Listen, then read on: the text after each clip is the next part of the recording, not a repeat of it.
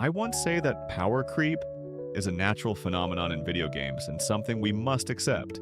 I still stand by that word, though. There's a limit to how far developers can push their luck. While I believe that power creep is a deliberate strategy Gacha developers use to increase gameplay complexity and make new content, even I never expected it to escalate this drastically. Was HSR 3.2 livestream is that bad for me? Not really. The lore discussion felt like filler since I prefer experiencing the story firsthand. Free Luocha and Ruin Mei?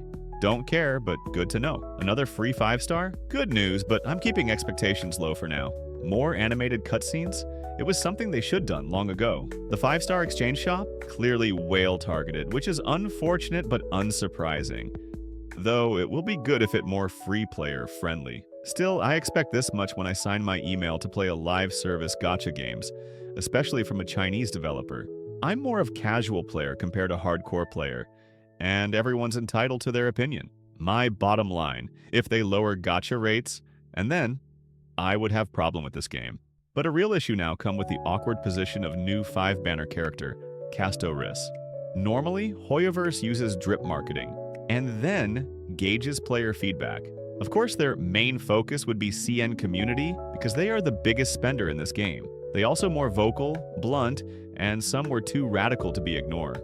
According to community reaction, Hoyoverse will adjust feature or character to avoid backlash. But this time, Hoyoverse seem have different idea. Even their older game like Honkai Impact 3rd or Genshin Impact has no such major change in core gameplay in such early version of the game. This suggests either they are desperate, have internal problem, or this was part of their bigger plan for future. But for who exactly this global passive?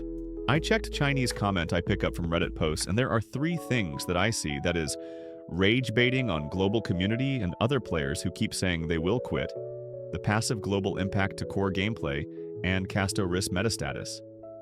If there is slight difference between CN and global complaint of Castorice, we're more on technical of character, while in global communities some are worried more about the FOMO implication, forcing them to pull the Castorice. The concept of a global passive isn't inherently bad. At the very least, I have seen similar mechanics exist elsewhere. The problem is the execution. It disrupts the core gameplay by introducing universal effects beyond team composition, creating fear of how it will become in future. Currently, Castorice passive seems negligible with reviving other characters, with small percentage of her own max HP at least, until we knew her complete build. Even so, Hoyoverse has opened a Pandora's box just by confirming it exists. Will future characters have stronger global passives? Can older units get retrofitted with them? What's the limit passive global? How absurd it can become? Is every character after Castoric will have passive global? Players fear this opens the door to imbalance in current core gameplay. Castorice herself appears mid. Some say that her synergy with other characters is not good. Aside from Tribi, or Hyacine, and her damage were below this version Maida, the Herta, and Aglia, even though she supposes to be high-risk, high-reward type of character.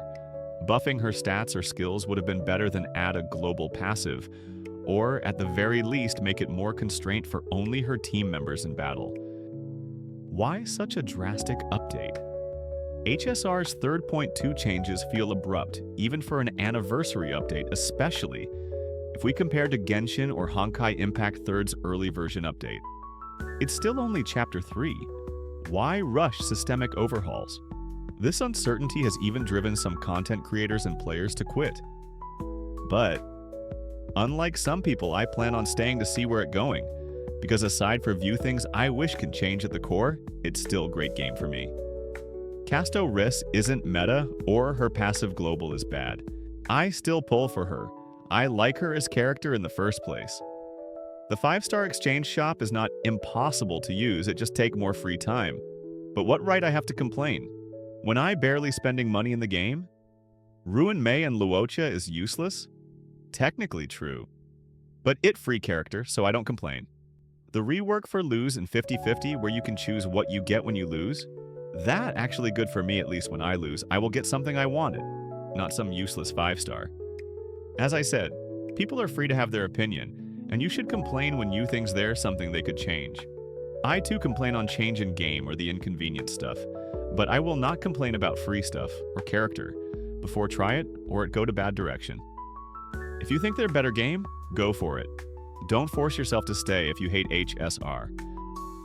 So where do you think the direction HSR will go? Will you stay or quit? Please subscribe and like the video and help me enter YouTube algorithm.